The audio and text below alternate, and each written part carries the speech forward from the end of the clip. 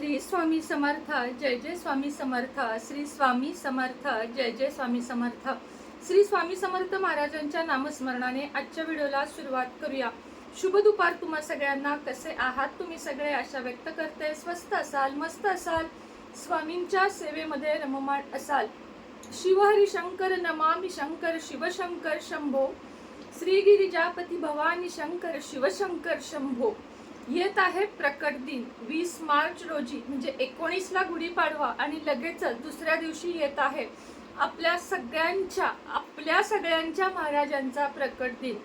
तर स्वामी समर्थ महाराजांच्या प्रकट दिनी दिवशी काय काय करावे हे आधी तुम्ही व्यवस्थित ऐका. तसं तर सगळ्या स्वामी भक्तांना माहीत असेल, पण तरीही व्हिडिओ आवर्जून करावासा वाटतो, कारण काही भाविक असेही आहेत जे अगदी नवीन आहेत. त्यामुळे किंवा अगदी सगळ्यांनाच, मी जरी नवी जुनी असं काही नसतं. खरं तर स्वामी भक्त हे स्वामी भक्त असतात. काही जणांना आपले स्वामी एक दिवसातच पावतात, काहींना महिने लागतात, काहींना वर्षानुवर्ष लागतात, तर काहींना आयुष्य सुद्धा जातं. तर कसं आहे, स्वामी भक्तीमध्ये एकच हवा आहे, ती म्हणजे स्वामींना आपला वेळ, महाराजांना आपला वेळ हवा आहे. थोडासा, दिवसातून 1 मिनिट, 2 मिनिट, 5 मिनिट आपली भक्ती हवी आहे, आपला भाव हवा आहे, आपला खरेपणा हवा आहे, आपलं आचरण हवं आहे, आपला जे काही मनातला खरा सच्चा भाव आहे तो त्यांना पाहिजे आहे. महाराजांच्या भक्तीमध्ये अवडंबर नको, हे आपल्या सारामृतामध्ये सांगितलेलं आहे. मी स्वामी भक्त, मी स्वामी भक्त, मी माऊलींची सेवा केली, महाराजांना या गोष्टी आवडत नाहीत. महाराजांना कोणत्याही प्रकारचा दिखावा केलेला आवडत नाही. कारण महाराज आयुष्यभर फक्त एक लंगोट आणि एक आपला मणी, ब्रह्मांडाचा मणी ज्याला आपण म्हटलेलं आहे, त्या मण्यासोबत महाराजांनी आयुष्य काढलं. वेळेला अगदी मागून सुद्धा जेवणारे आपले महाराज, म्हणजे 4 घरी भिक्षा मागून तीही लोकांना वाटून देणारे आपले महाराज. त्यांना आपण पेढे दाखवा, लाडू दाखवा, विविध फळं दाखवा, त्यांना त्याच्याशी काहीही घेणं देणं नाही. आपल्या सगळ्यांना माहिती आहे की महाराज अगदी उकिरड्यावर सुद्धा बसत असत, कारण त्यांना अहमपणाच नव्हता कुठला, की मी चमत्कार करतो, मी साक्षात्कार देतो म्हणून मी कुणी मोठा आहे, हा भाव महाराजांच्या मनी कधी नव्हताच. आपण जेव्हा जेव्हा केंद्रामध्ये जातो तेव्हा तिथे बऱ्याच केंद्रामध्ये बाहेर लिहिलेलं असतं, स्वतःतला मी काढून टाका आणि मगच केंद्रामध्ये प्रवेश करा. अगदी बरोबर आहे, कारण महाराजांची आपल्या सर्व स्वामी भक्तांना ती शिकवणच आहे. स्वामी भक्त होण्याचे नशीब आपल्याला या जन्मी लाभले, हे आपली केवळ गेल्या जन्मीची कोणती तरी पुण्याईच म्हणावं लागेल. कारण घरोघरी एक जरी स्वामी भक्त असेल तरी त्या संपूर्ण कुटुंबाची सगळी जबाबदारी असतात ते साक्षात महाराज घेतात. त्यामुळे घरोघरी एक स्वामी सेवेकरी हवा. आपल्या मुलांनाही स्वामी सेवेची आवड नक्की लावा. स्वामी प्रकट दिन, स्वामी पुण्यतिथी या दिवसांपासून, दत्त महाराजांच्या जन्मकाळापासून सगळ्यांना या दिवसांचे महत्त्व समजवा. सगळ्यात आधी एक तुम्हाला सांगावेसे वाटते की आपल्या स्वामी समर्थ प्रकट दिना दिवशी सगळ्यात पहिले प्राधान्य द्या आपल्या घरामध्ये पूजा करायला. अगदी ठळक गोष्ट मी तुम्हाला ही सांगते की मला केंद्रातच जायचंय, मला अक्कलकोटलाच जायचंय, मला वाडीलाच जायचंय, नाही.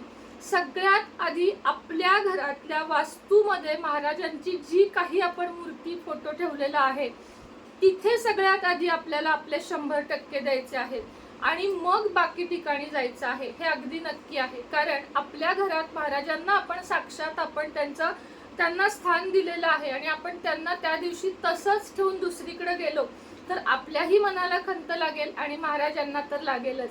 अक्कलकोटला जाणार असाल आवर्जून जा, पण घरातली पूजा सगळं करा आणि मग जा. घरातले देव पारोसे ठेवून कुठंही जाऊ नका, कारण महाराज चराचरामध्ये आहेत. महाराजांना शोधत जाऊ नका, ते आपल्या कायम पाठीशी आहेत. त्यांनी सांगितलं आहे, भिवू नकोस, मी तुझ्या पाठीशी आहे. तुमच्याकडे काही जरी नसेल ना, मूर्ती नाहीये, फोटो नाहीये, तरी चालेल, तुम्ही एका जागेवर बसून महाराजांचे नामस्मरण करा. बघा तुमच्या आयुष्याचे चक्र 360 डिग्रीमध्ये कसं पलटतं ते. फक्त 5 मिनिट रोज महाराजांना द्या आणि श्री स्वामी समर्थ, जय जय स्वामी समर्थ किंवा श्री स्वामी समर्थ. आता मी कसं महाराजांचा नेहमी जय जयकारच करते, म्हणजे आता मी 5-6 वर्ष व्हिडिओ करते, तुम्हाला माझ्या तोंडातून पहिल्यांदा एकच वाक्य बघायला मिळतं, श्री स्वामी समर्थ, जय जय स्वामी समर्थ, श्री स्वामी समर्थ, जय जय स्वामी समर्थ. कुणी म्हणतं नुसतं श्री स्वामी समर्थ, कोणी म्हणतं स्वामी ओम सगळ्यांना, किंवा कोणी म्हणतं अवधूत चिंतन गुरुदेव दत्त. तुम्हाला जसं आवडत असेल, जसं जमत असेल, जे तुम्हाला पटत असेल तेवढं नामस्मरण करा. आता प्रकट दिनी काय करायचं ते बघूया. प्रकट दिना दिवशी सगळ्यात आधी मूर्तीवर अभिषेक करा. मूर्ती नसेल आपल्याकडून अक्कलकोट सिद्ध स्वामी मूर्ती तुम्ही या दिवशीच मागवून घ्या. अगदी छोट्यात छोट्या 1000, 1200, 800, 1500, 1800 ते 4000, 5000 पर्यंत मूर्ती, आणि त्याही अष्टधातूच्या आपल्याकडे उपलब्ध आहेत. देवघरात अष्टधातू शिवाय कोणतीही मूर्ती ठेवू नका. ज्याच्यावर आपण रोज अभिषेक करतो ती मूर्ती ही अष्टधातूची अभिमंत्रित केलेलीच असावी, हे लक्षात ठेवा. त्यामुळे या दिवशी मूर्ती अवश्य मागवा.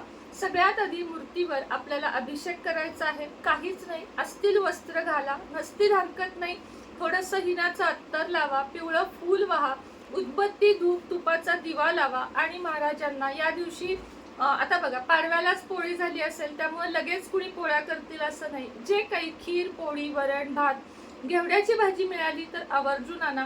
श्रावणी घेवडा ज्याला म्हणतो, यातलं काही नाही जमलं, बेसन लाडूचा नैवेद्य दाखवा.